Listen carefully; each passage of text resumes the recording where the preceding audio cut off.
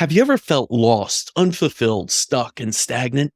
Almost like you were living in the movie Groundhog Day with no way to break yourself free? Our guest today is an author and spiritual psychology coach who specializes in getting people unstuck by tapping into their own innate divine intelligence. This is the story of self-mastery with Donna Bond. Donna, so nice of you to join us. Hello, CASPAR. Thank you for having me. It's my pleasure to be here. You're coming from the beautiful jungles of Costa Rica, but as we just spoke a little bit before we started recording, that is not where you're originally from. And you have a very interesting background with a 28-year-long run in corporate marketing. And you said you had it all, but you still felt spiritually bankrupt. Can you go to that start of everything and maybe your background so you could set everything up and we could go into more of the divine portions of what you're doing now? Yeah. Well, I grew up in Connecticut and, had a family that believed in hard work and sacrifice. And so I pulled myself up the ranks in the hotel business. And for 30 years, nearly 30 years, I put my high heel shoes on the ladder and climbed my way to the top. And at the time, I was working for the Ritz-Carlton, and I was really at the top of my game. I was working with people who were best in class. I reported every day to this gorgeous location in Southern California, overlooking the Pacific. Was working for one of the best hotel companies in North America, and I was miserable. Was in a great marriage, married to a great guy. Like everything on the surface looked perfect. It looked perfect. And when I turned 44, it was very significant in my life because that's how old my father was when he passed away. So suddenly I was in this really big rush to figure out, who am I? What the hell am I doing here in this life? Where is the meaning and the purpose and the real fulfillment? Because I have all this and it's not all that. And I went to go see a psychic, which I had done many times before in my life because spirituality and psychology were my deep loves that I had in the back of the closet that I hid away from the real world. It was like my weekend thing that I would take out and play with. And I went to go see this psychic, crying to her. Literally, I have to find my purpose.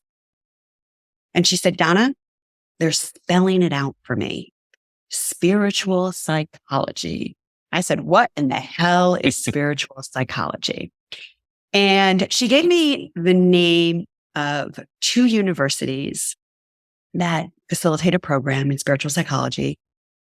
She didn't give me the name of the third because we got distracted talking about something else. And I went home and consulted the other oracle and I Googled it. And I very quickly found my way to the University of Santa Monica. And they were offering a master's program in spiritual psychology with an emphasis in consciousness, health, and healing. So this is back in 2013. And my ego and my personality had 100,000 reasons why not to do this, right? This did not make one bit of sense in the grand scheme of my life. And this beautiful admissions counselor, she said to me, Donna, after you have no idea how many emails, how many objections. I mean, this was quite an investment from a time and a financial perspective, and it just made no sense at all. But she said, Donna, why don't you come for one weekend and see what happens? And that was it, CASPAR. That was it. And I haven't looked back since. And that program, which was innovated and designed by Drs. Ron and Mary Holnick at the University of Santa Monica, it's really a journey into self. It's a journey into peeling away the false layers that stand in between us and the potential that each of us is here to fulfill in our lives. And so I was the subject matter, I was the curriculum, I was the homework, and parallel to this education that I was receiving, I changed my entire life right along with it. Walking away from my very prestigious career, I voluntarily stepped down. And when I did that, I had no idea that I would find my way to being a spiritual psychology coach. It was not in the realm of my consciousness. It was not in the realm of my belief system in any way, shape, or form. When I actually stepped down, I hung out a shingle as a marketing consultant because that made sense, and because I could, and because I still needed to earn income, right? And propel my life forward, even though I knew I had to do something different. And there's a really profound divine guidance I was given that gave me an unequivocal understanding that I needed to make this move. And that's in my book. Your readers can find it there. Because what I want to share with you, and what I think is relevant for your audience, is 1 year after I stepped down from my position, I had a prophetic dream about a fish hook that was through my left breast that was warning me of breast cancer that I had. But before I go down that trail, I just want to be quiet for a moment. No, it's leading me into the next question, so that's wonderful. But it is, the rat race is real, right? That idea of being, in this, what you called, you had it all, being an executive, top spots, the money, all of that, and yet still feeling spiritually bankrupt. And I feel so many feel that way. And you kind of, you make this whole idea that, well, you still have it all. There has to be something else wrong. Then I have to just work through it to get to there. But the body then reacts. It's not just the universe giving you signs through the spiritual and emotional side that so many of us either medicate ourselves out of or turn to negative vices to kind of, work through.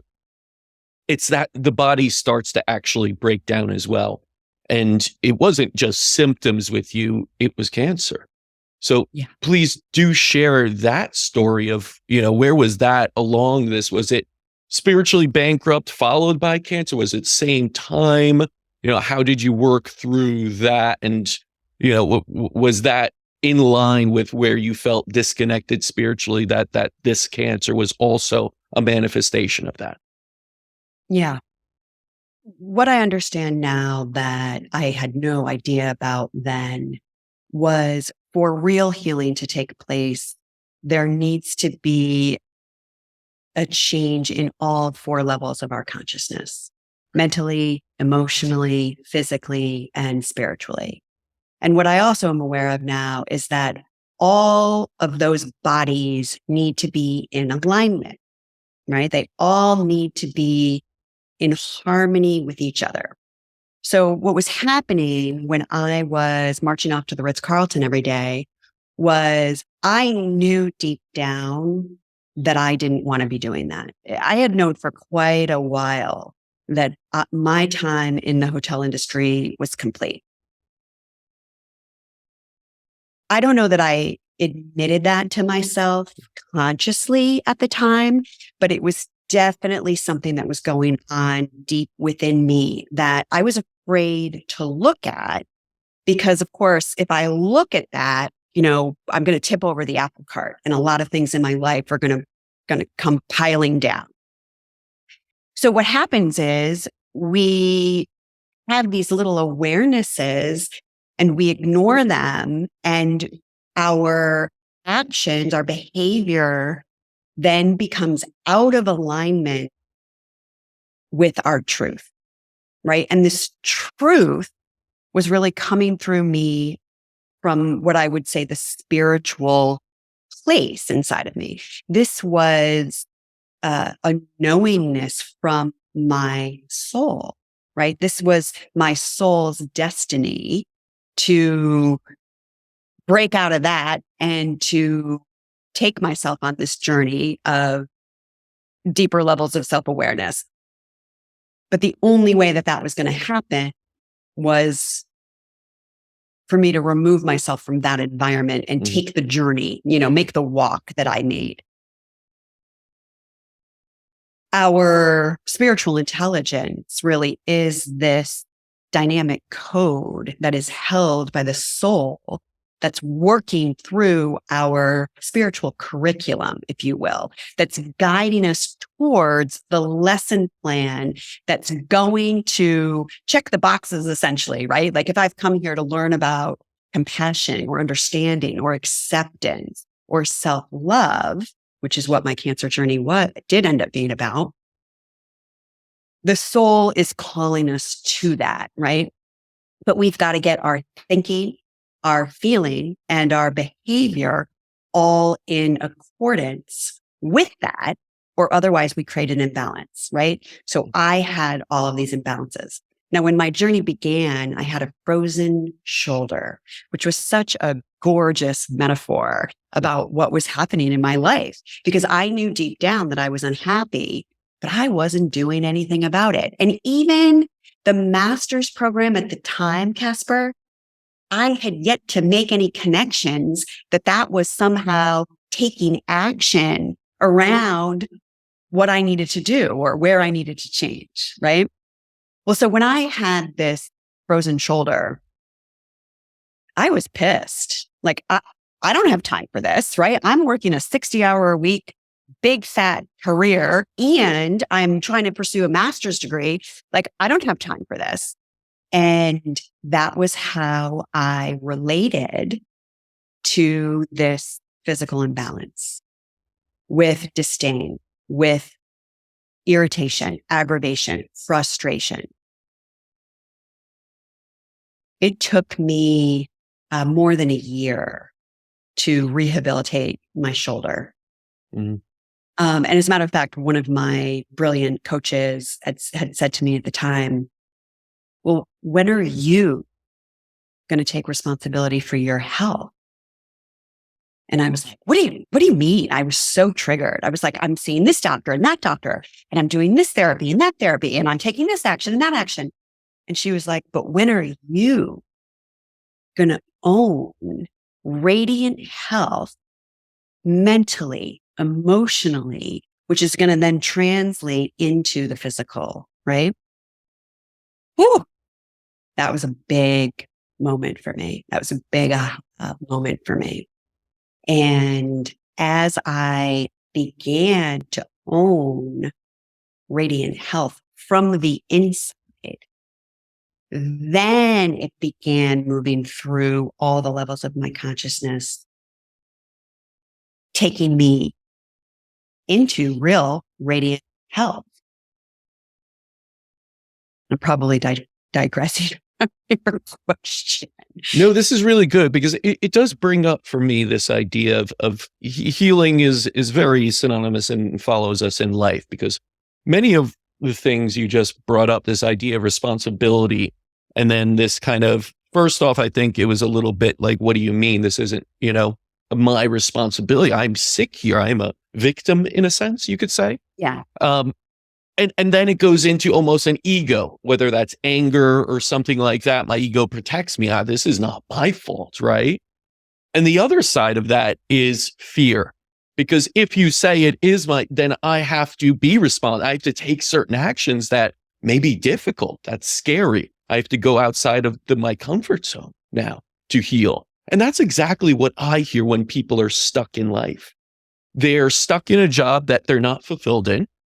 They're spiritually bankrupt, but they have two ways to rationalize. Ego, number one, I don't want to fail by doing something new. I'm in a comfortable job. It's paying me very well. My reasoning and, my stature, I get to drive a nice car. I have a nice home I pay a mortgage for. Ego suddenly kicks in and says, no, this is beautiful. This is what you wanted. You have it all. Yep. The other side is fear. It's fear of stepping out. What if I don't make it? How am I going to make the payments? What about this? So many scary things because the power within me, I'm not sure of. So I always see ego and fear as two of the biggest hindrances to step in to your power, your divinity, all these other things. So what is your recommendation? How did you finally, find that ability to get unstuck and take those leaps of faith, the steps towards, you went back to school, you did all these things, but that was scary. That was, I'm sure your ego said, don't walk away from a very cush job and all these things. So and all my friends. Yeah. And that too, as you go through these changes, a lot of people will probably judge you, will probably tell you you're crazy. Your own family may talk you out of it, right? And that's incredibly difficult. I do feel for people that feel so stuck and have all these things seemingly working against them. But I would say the universe is still working for them. Yeah. I think it's important that we hold a vision for where we want to end up. Mm. And if I'm trying to travel from Los Angeles to Boston, for example, it's helpful to know I'm going to Boston, right? Even though the truth is there are 100,000 different ways that I could get myself from Los Angeles to Boston. What we do and what the ego does, because the ego is governed by safety, security, comfort, and control, right? Fear is the territory of the ego because the ego likes familiarity. Even if that familiarity is uncomfortable, even if we're dying, right? Spiritually, emotionally, the ego is going to hold on to that familiarity because it feels safe, right? And then it just has to deal with the fear. And in order for us to move forward, it will require us to get out of our comfort zone. So in the territory of the ego always wants to have a really big, elaborate plan. Well, how are we going to get to Boston? And how long is it going to take? And what's going to be the return on the investment? And is there an exit strategy? And the ego wants all the answers answered before it's willing to leave Los Angeles. So here's my theory. Every time we take one little step, the entire landscape changes. Do you play chess? I have. It's been a while. So I'm learning how to play chess. And I had this grand revelation on the chessboard with my husband that every time you move one man on the chessboard, it literally changes the entire landscape of everything that's happening, right? Right. Well, life is just like this because there is no future and there is no past. There really is only right now, as we know. So when I make a plan that I'm going to get from Los Angeles to Boston, this is the way I'm going to go, and I hold fixated to that plan, I end up pushing and forcing myself against life because every step I take, the landscape changes around me. So if I am willing to take one step at a time and then check in, reassess, see what life is showing me, see where life is inviting me, then I am in flow with going to Boston, even though I've made this grand agreement with the universe. Universe, I want to get to Boston or someplace even better. And I'm open. I'm willing. But if I hold rigidly to how I'm going to get to Boston and the fact that I have to end up in Boston, I will hurt myself along the way. So what happened with me, CASPAR, when I stepped down from my role, I did what I could with what I had from where I was, right? It made sense in my life to hang up a shingle as a marketing consultant because I had a lot of contacts. I had 20 years of experience in a particular industry. as I was willing to remain open, the universe guided me into coaching. The universe nudged me into spiritual psychology, right? But if I had said, no, I'm not going because it doesn't make any sense, then you and I wouldn't be sitting here right now. And I would have robbed myself of deep joy, deep fulfillment, massive elation, and delight in my life. And I believe really that is why we all come here, to experience it. Oh yeah, no, that really resonates. And I had J.K. Dickinson, an author, on recently, and we were talking about that expectations and how expectations really are a negative force in many ways, because 100%. as soon as we don't get what we expect, and usually we don't, we become very, disheartened and disenchanted and angry, and we start to fall into what David Hawkins says are negative consciousness levels. Yes.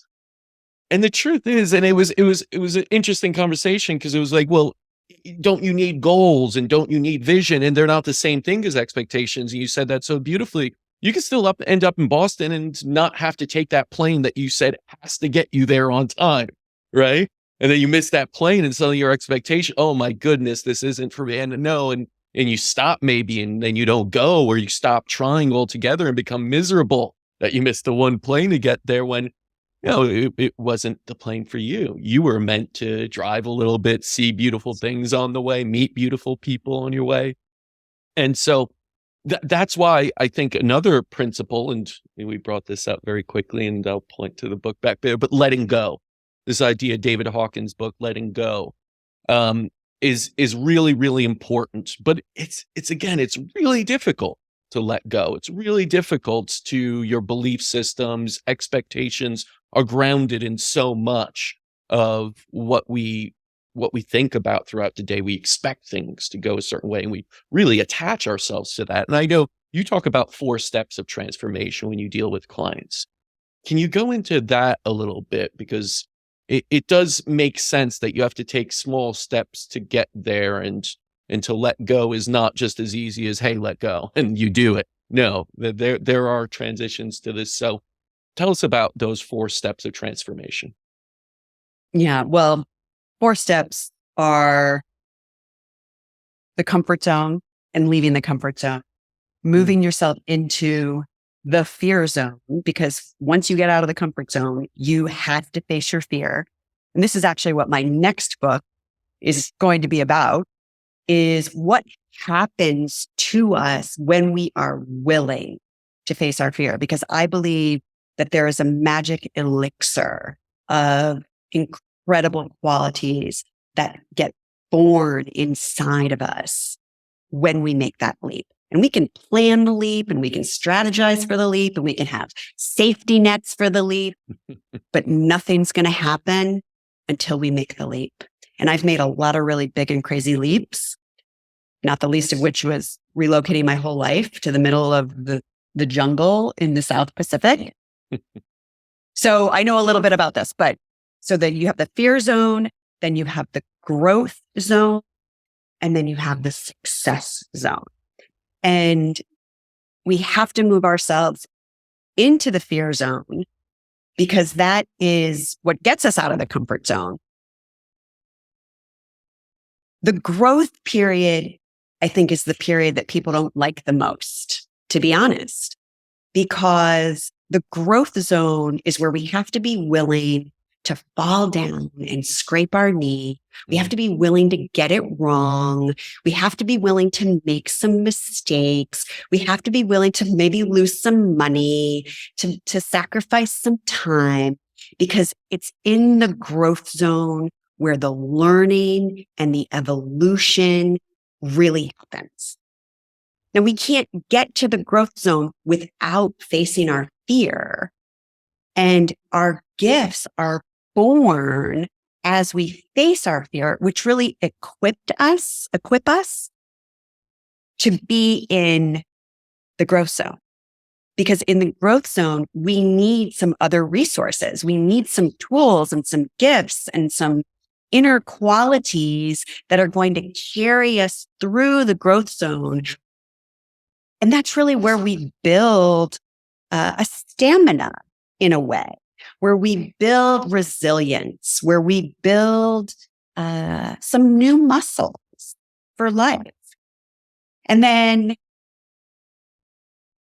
there comes a point of mastery, right? Where we do have all the plates spinning in the air at the same time. And that's when we find ourselves in the success zone. But what happens, and I just saw somebody had done a quote about this yesterday. I don't remember who it was or what it was, but it was speaking to this idea that today's success is going to become tomorrow's comfort zone. And that is 100% true as I've experienced it. Because once we begin to master certain things, they become familiar. And as they become familiar, then we get comfortable with them again. And this is, I believe, the built-in way that life asks us to continue growing. And why are we here? What are we doing? You know what I mean? It's like, go live your life. Go experience new things. This idea that we are spiritual beings on this epic human adventure can right size all of this in such a minute, because it's like, let's play a little bit. Let's color outside the lines a little bit.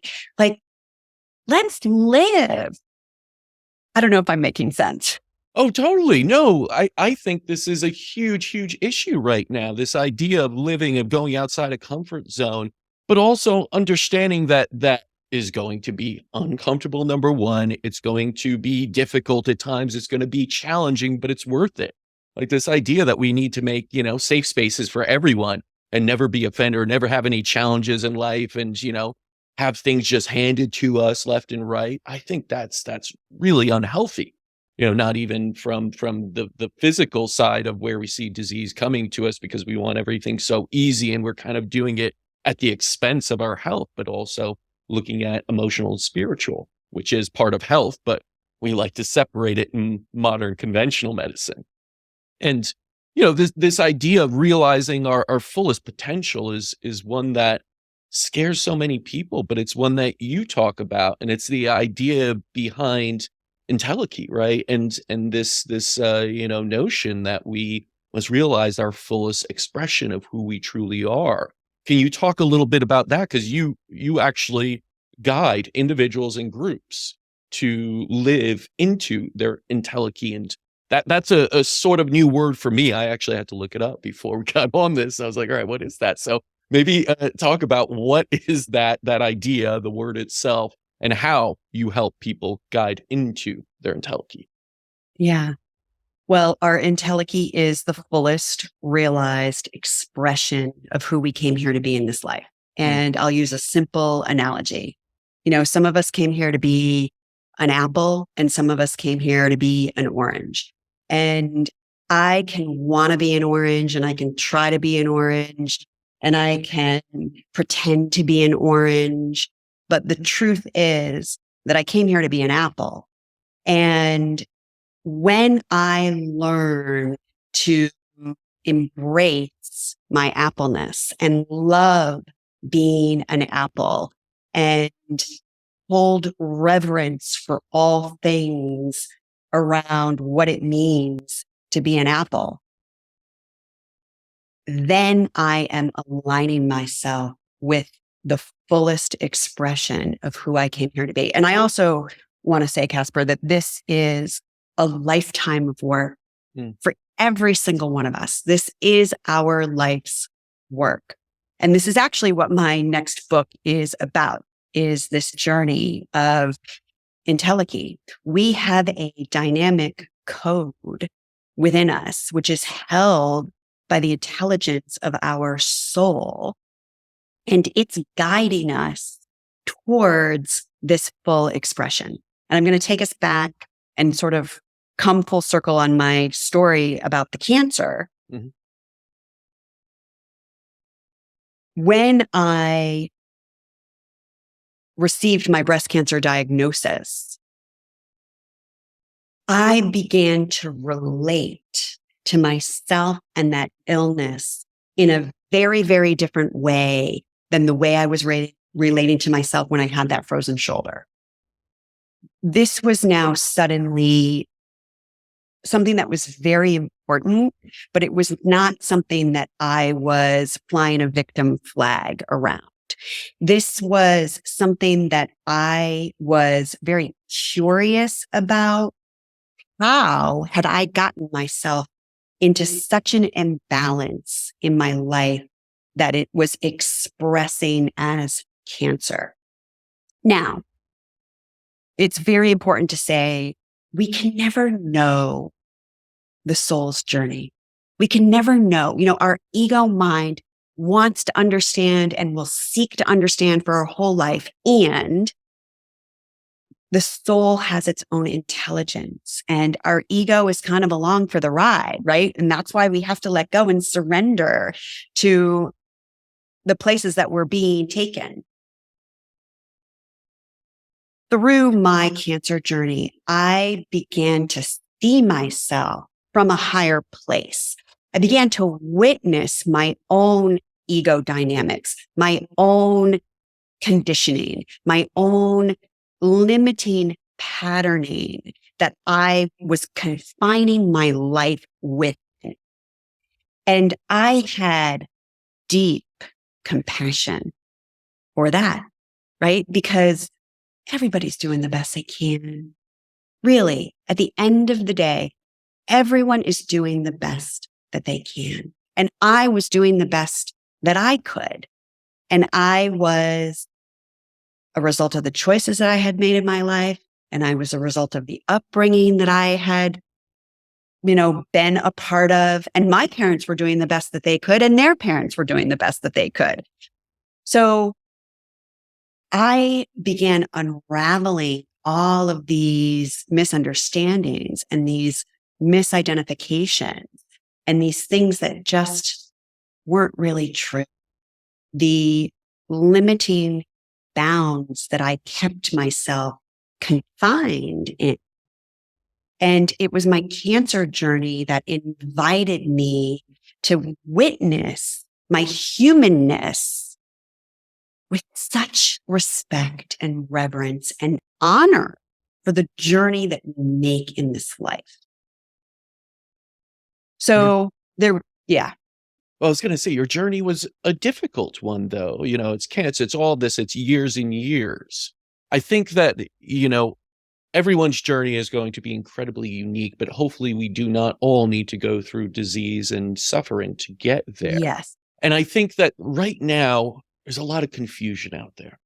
There's a lot of people that feel lost. There's a lot of people that are very mixed up in all the different pieces of information. Think about social media, the news, people telling you, always coming at you, so much information.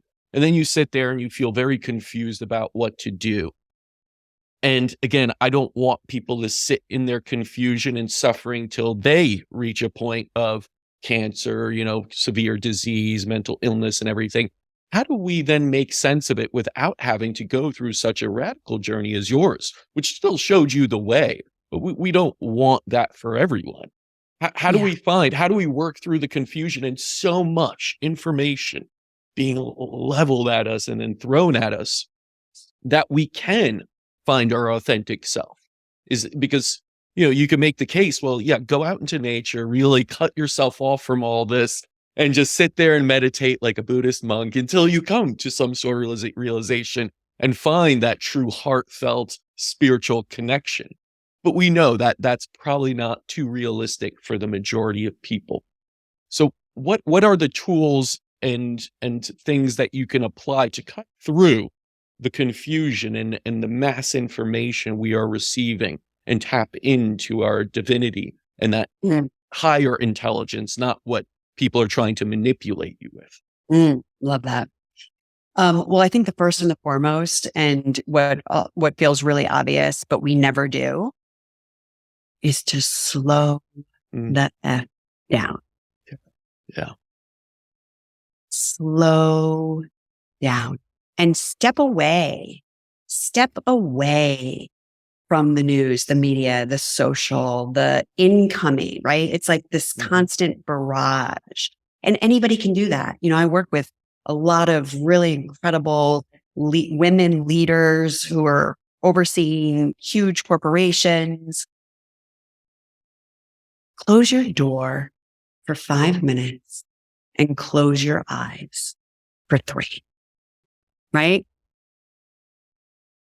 We all have the power to make little choices like this. It's just like making little steps. We can make these little choices. And it's a matter of retraining ourselves to incorporate these things into our lifestyle instead of treating them like, and I facilitate retreats, so I don't want to give a negative spin on retreats, but instead of like going to a retreat for a week, right? And you're going to go find yourself for the retreat, which is super helpful. It's how can I begin to fold into my everyday little stillness, little quiet. And I think, CASPAR, asking ourselves the question, what's true for me? What is true for me? And I feel like collectively, this is where we're being invited, right? This is where we're being invited, because for each of us to discover this inner sovereignty, this inner authority, this inner sense of authentic power, we must begin turning inward to notice, to discover, before we can even begin to access this power, right? But that will require us to become aware of the places outside of us where we have invested our power. Yeah. We're running 1,000,000 miles a minute, and you're never going to hear the messages, especially the ones inside, when we're seeking outside validation as well, and going this quickly. And I do think we've kind of gotten to this point where we're not even allocating and finding the time to be with ourselves to ask questions like that. What makes me happy, right? We're constantly outside. We can find 15 minutes to post crap on Facebook, though. Oh, we can find a lot of time to binge watch, Netflix and do this and that, right? Everyone has 24 hours in a day. Nothing changes there. It's how you utilize them, what you prioritize them in.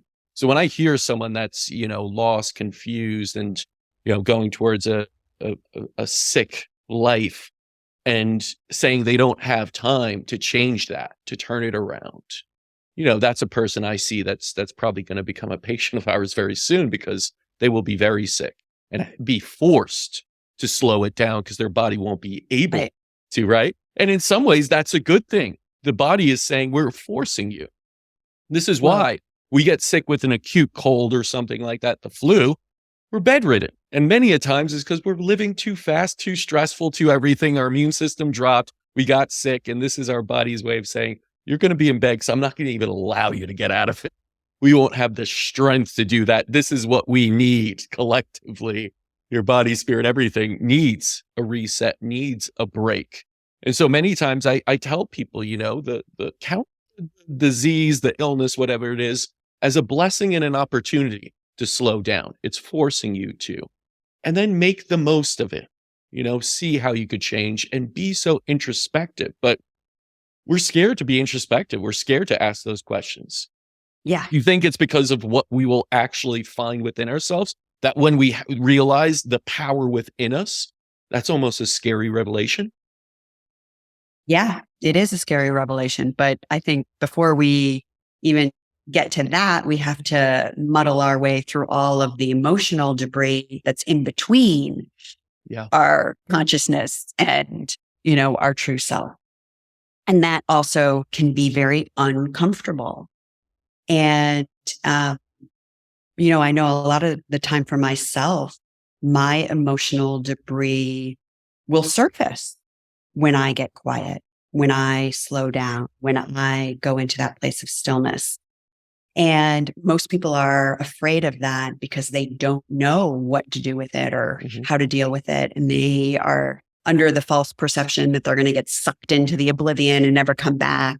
Right. But Hawkins talks in that book, Letting Go. I don't want to quote it because I won't get it right. But the amount of time that it takes to actually allow an emotion to process through our emotional body is significantly shorter than what we might imagine. It's like 90 seconds or something. And we can do anything for 90 seconds, right? I posted a YouTube video just the other day about being uncomfortable. And we tell ourselves that we're not capable of being uncomfortable. And that's just not true. It just isn't. Do we like being uncomfortable? No, we don't. Are we going to volunteer to go be uncomfortable? Probably not. However, let's get ourselves thinking with the truth and the power that comes from knowing that I'm capable of being uncomfortable. I'm capable of experiencing some uncomfortability in my life. And I'm willing to be uncomfortable if that's going to let me release a heavy weight that I've been carrying around, for half my life that's in the way of me realizing my full potential. And you know how I know humans are fine with being uncomfortable? Because so many of them pay money for gyms and put themselves in pain every freaking day. You are and so they have right. no problem with that. It's like the good feeling of the burn. I can't move afterwards. Oh my goodness, this is hurting so much. I'm sweating. It's uncomfortable. And they do it every day and they pay for it. And they pay people to do it to them as well. And then you get really happy with the results because there's a visual outcome of something that's, in your mind, a beautiful thing. And, in some ways it is. You've sculpted yourself into something new. And there is something beautiful to it, but that is exactly what you need to do in other facets of your life. Be uncomfortable, make it burn a little bit, no pain, no gain sort of thing is somewhat true. But how do we lean into the uncomfortableness when so many of us have kind of been trained to shy away from it? Once we feel a little bit, right? You feel a little bit of a headache, pop a pill. You feel any pain anywhere, pop pills. You feel a little depression, more pills for that. We've kind of subdued ourselves to be like, never feel uncomfortable. That is the world we live in now. How do we kind of force ourselves to lean into it? What are the small steps again that lead to the bigger steps that you teach clients? Well, something that became very huge for me on my own journey was to let go of the idea of forcing, was to let go of the idea of pushing through, right? And this no pain, no gain slogan. What if we applied compassion, loving, understanding, acceptance to ourselves? And this is like a foreign idea. And, I guess I would describe it as self-parenting. If a small child that you loved unconditionally was suffering and was in pain and was hurt, you would take that child in your arms and you would wrap your arms around them and love them no matter what. Well, what if we could do that for ourselves? And this was what my breast cancer journey taught me. I had all of these judgments about how did I get myself into this situation and all of these discriminations that I was putting on myself because now I had cancer, right? The way that I was with myself became very important. And that was with compassion It was with understanding. And we don't do this for ourselves. This is a doorway. This is a huge, huge doorway into our true nature, because our true nature is this composition of loving, of compassion, of acceptance, but it's hidden behind all of our bullshit, right? And our ego doesn't know how to do this, doesn't know how to be compassionate, understanding, loving, tender, gentle with ourselves. But our soul essence does, because that's its composition. So if we can surrender, we can let go and let our higher awareness, the presence within us, this energy that is everywhere around us, this intelligent energy that's everywhere around us, we can move over our own judgment and open the door to that. Don't take my word for it. Test it out. I hope your listeners just test that out. Just slow down. Slow down. Put your hand on your heart. Take a breath. Be with yourself. Such an important message these days, because we simply don't. We've sped it up. We've gotten to a point where we never get in touch with ourselves. We never truly give ourselves that hug we need. And be compassionate with ourselves. I think there's a lot of people that are very, very tough with themselves. And that negative talk, even if you're sort of in a joking way, that's not the way the body picks up on that thought. It's saying, oh, I feel a little fat today. I'm so, big, and I ate so much today. These are negative thoughts that really do echo to every single cell in your body, and start to say, you're not good enough. You're not this, you're not healthy maybe, and start to go in that direction. Like the self-love talk, it's a real thing.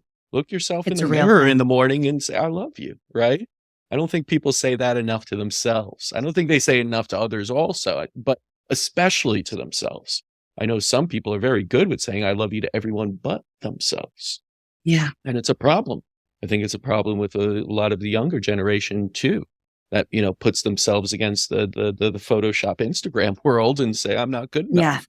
And then you have depression, you have anxiety, you have, all these problems that face so many children today. So I think it's really, really important that we do that more. We just get in touch with ourselves and say, I love you, more and more. So tell us a little bit more about what one would expect in working with a spiritual psychologist, what one would expect in going to retreats with you.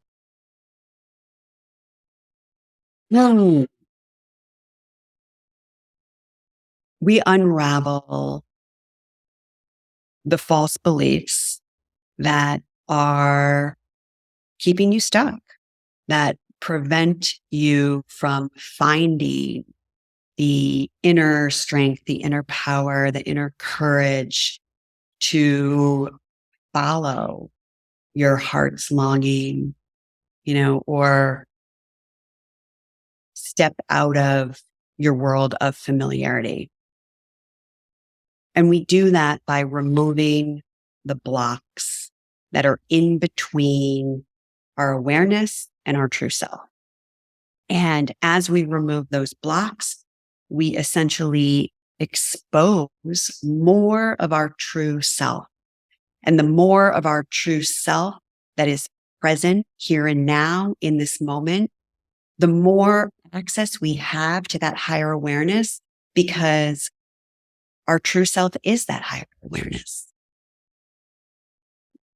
I lead individuals on a journey. This is not a quick fix. This is not a one size fits all either. Everybody's journey is unique and individual to themselves. And it's all in accordance with our spiritual curriculum and the plan that our soul has for what we've come here to learn and grow through, and the choices that we make around our evolution. So people who work with me can expect to find a deeper sense of their inner power, their authentic power, their true power, and unravel themselves from all of the false gods that we put our trust and faith and confidence and power into that are outside of us. We're all out, everybody's out in the world, swirling away, trying to achieve something that they think is going to make them happy. But we're all looking in the wrong direction because it's not out there. It's all in here. And I know that sounds completely cliche. And the reason that people can't find what's in here is because there's a lot of shit in between. There's a lot of mess in the middle. And that is the stuff that we want to be willing to look at and to love ourselves through and to forgive ourselves for, and recognize that it's all part of this human journey that we each make, and that we're all doing the same thing. Yeah, we're all seeking the same thing in the end. It's how we get there. Of course, that's going to be so different for everyone, but we all want that happiness, that connection with something much deeper that gives us that purpose to be alive. Your first book, Original Wisdom, is out, and you say you have another book coming as well. Can you tell us a little bit more about that? I mean, you said a lot more of the IntelliKey and other ideas in there, but what was the main one principle of that book going to be? Yeah, I mean, the main principle is IntelliKey. Yeah.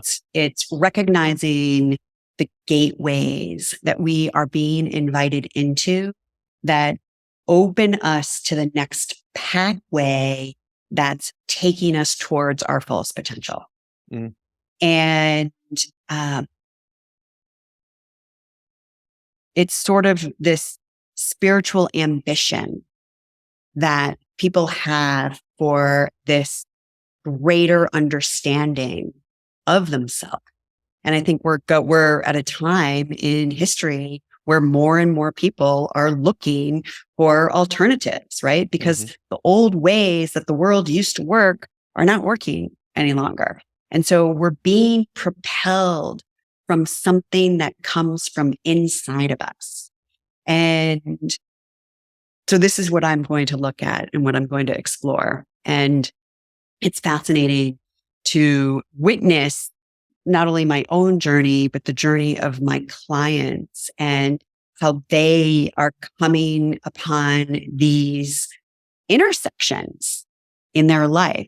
And perhaps the choices that we would have made based on past history, based on societal norms, based on, what our parents taught us, based on what the government says, how we're breaking free of all of the influences that have previously told us who to be and how to be and why to be and what to be. And we are digging into ourselves and excavating our own truth and following that lead. It's fascinating because I think the timing of it, right? We've gone through this the past few years were very challenging for many people with this pandemic and everything around it. Do you feel that we're currently in what many consider a spiritual warfare or a revolution? Yes. Yeah. Do you think it is more of a war? Good versus evil, high consciousness versus low sort of thing? Is that what we're going through now? I think the opportunity is to recognize that it's all part of it.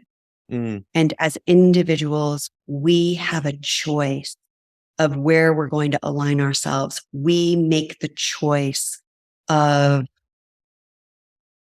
Are we going to be against something and we're going to invest all of our attention, our energy, our focus, and our life on what we're against? Or are we going to figure out what we're for and what we love and what makes us come alive and place then our attention and our energy and our focus on that? Now, I can make a choice. I can have a preference. I can have an opinion on how I want to align myself in my life. And I can let you have yours. And I don't have to demonize you, and I don't have to make you evil. And it's all part of it. I think as we raise in consciousness, we naturally make different choices. We naturally make choices that are all encompassing. We naturally make choices that are all inclusive, that are for the good of the good of all concerned. Right. So yeah, it's a big subject, right? Huge subject, but I wholeheartedly agree that I think we are in revolution war, whatever you want to call it, but we have choices. We are still in possession of our souls, our spirits at this point, and we have complete choices as where we want to put our attention, our passions, our purposes, and that will lead us to either higher vibrations and more of this, loving type of, wavelengths that can heal, or we can choose the other direction. And it really is up to us at this time. So it is a pivotal time, but we have a lot of light workers out there, a lot of spiritual people out there that are awakening. And that's a beautiful thing. So as much as you could always say the glass is half empty, because there are a lot of anti people out there, it's very much half full too. And I think that's what we need to focus on right now, is especially those that are trying to uplift humanity and kind of heal it in many ways. So Donna, thank you so much for this. Where can people learn more about you, pick up the book, hear you speak more? DonnaBond.com. All the information is there. My original wisdom, Harness the Power of the Authentic You, is on all the major booksellers. So you can take your pick. Thank you so much for having me, CASPAR. This was really wonderful. I really appreciate this conversation. So special. And thank you again. So as we said today, no one said personal transformation would be easy.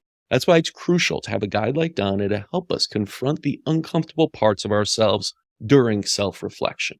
Until next time, continue writing your own healing story.